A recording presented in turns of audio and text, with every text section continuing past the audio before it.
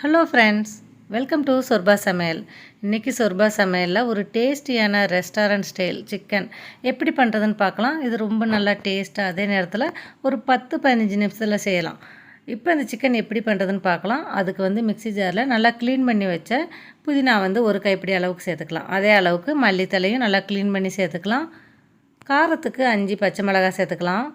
நம்ம காரத்துக்கு வந்து இதுவும் மிளகுத்தூள் மட்டும்தான், அதனால் மிளகாத்தூள் போடுறதில்ல. 200 மில்லி அளவுக்கு தயிர் சேர்த்துக்கலாம். இப்போ இதை சேர்த்துட்டு நல்லா வந்து மையாக அரைச்சிட்டு வந்துடலாம்.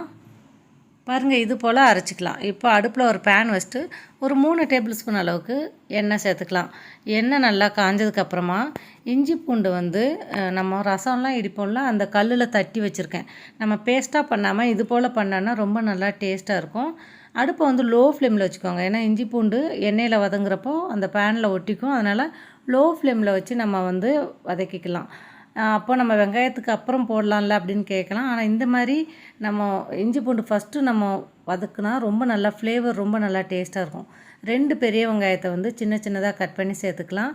இஞ்சி பூண்டு நல்லா வதங்கினதுக்கப்புறமா அந்த பச்சை ஸ்மெல் போனதுக்கப்புறமா வெங்காயம் சேர்த்துக்கலாம். இப்போ வெங்காயம் சேர்த்துட்டு நல்லா வந்து ஒரு மீடியம் ஃப்ளேமில் வச்சு நல்லா இது போல் கலர் சேஞ்ச் ஆகி நல்லா வதங்கியிருக்கு பாருங்கள். இது போல் வதங்கிக்கணும்.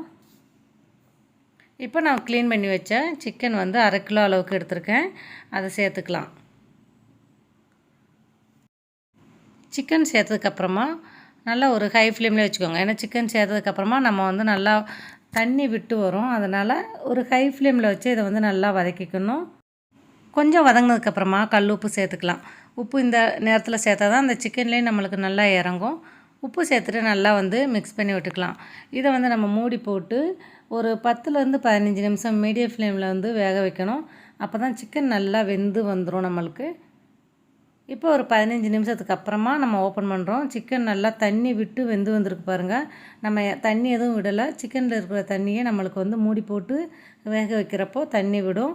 இப்போ நம்ம அரைச்சி வச்ச புதினா மல்லி பேஸ்ட் இருக்குல்லையே, அதையும் சேர்த்துக்கலாம். அதையும் சேர்த்துட்டு இப்போ வந்து நம்ம ஹை ஃப்ளேம்லேயே வச்சுக்கலாம். வச்சுட்டு இதை வந்து நல்லா வந்து மிக்ஸ் பண்ணி விட்டுருங்க. இது நம்ம இந்த பேஸ்ட் ஊற்றுனதுக்கப்புறம் இன்னும் கொஞ்சம் தண்ணி விடுற மாதிரி இருக்கும். இப்போ வந்து நல்லா கலந்து விட்டதுக்கப்புறம் ஒரு 10 நிமிஷம், 10லேருந்து 15 நிமிஷம் நம்ம வந்து இதை வந்து வேக வச்சு எடுத்துக்கலாம். இப்போ பாருங்கள், தண்ணியாக இருக்குது. நம்ம மூடி போட்டு வேக வச்சதுனால கொஞ்சம் தண்ணி இருக்கும். இருந்தாலும் சிக்கன் வேகணும்ல, அதனால் நம்ம வந்து மூடி போட்டு வேக வச்சுருக்கோம். இப்போ ஒரு 1/2 ஸ்பூன் அளவுக்கு கரம் மசாலா, தேவையான அளவுக்கு 1 ஸ்பூன் அளவுக்கு மிளகுத்தூள் சேர்த்துக்கோங்க. இந்த மிளகுத்தூள் சேர்க்குறப்போ இன்னும் நல்லாயிருக்கும் சிக்கனோட ஃப்ளேவர். இப்போ நம்ம ஓப்பனில் வச்சே நம்ம வந்து வேக வைக்கணும். அப்போ தான் அந்த தண்ணியெல்லாம் கொஞ்சம் இழுத்துக்கும். நம்மளுக்கு அந்த ஒரு கிரேவி கன்சிஸ்டன்சி கிடைக்கும்.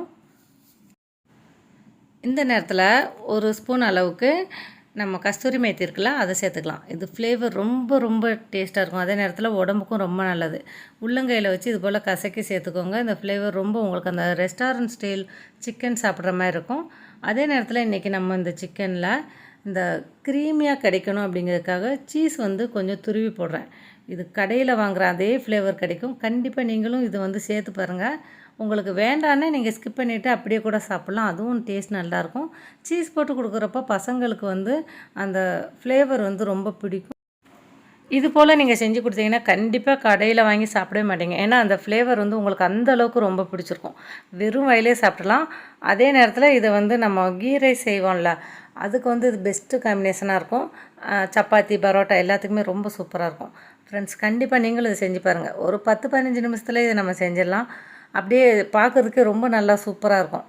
செஞ்சு சாப்பிட்டு பாருங்கள். சாப்பிட்டு பார்த்துட்டு உங்களோட ஃபீட்பேக்கை எனக்கு கமெண்ட் பண்ணுங்கள். ஃப்ரெண்ட்ஸ், நம்ம சேனலை இது வரைக்கும் நீங்கள் சப்ஸ்கிரைப் பண்ணலாம், சப்ஸ்கிரைப் பண்ணி வச்சுக்கோங்க. அப்படியே பக்கத்தில் ஒரு பெல் ஐக்கன் இருக்கும், அதையும் ப்ரெஸ் பண்ணிக்கோங்க. அதில் ஆல்ன்ற ஆப்ஷனையும் செலக்ட் பண்ணிக்கோங்க. உங்கள் வேல்யூபிள் கமெண்ட் எனக்கு போஸ்ட் பண்ணுங்கள். ஃப்ரெண்ட்ஸ், நாளைக்கு இன்னும் ரெசிபியோட உங்களை சந்திக்கிறேன். பாய்.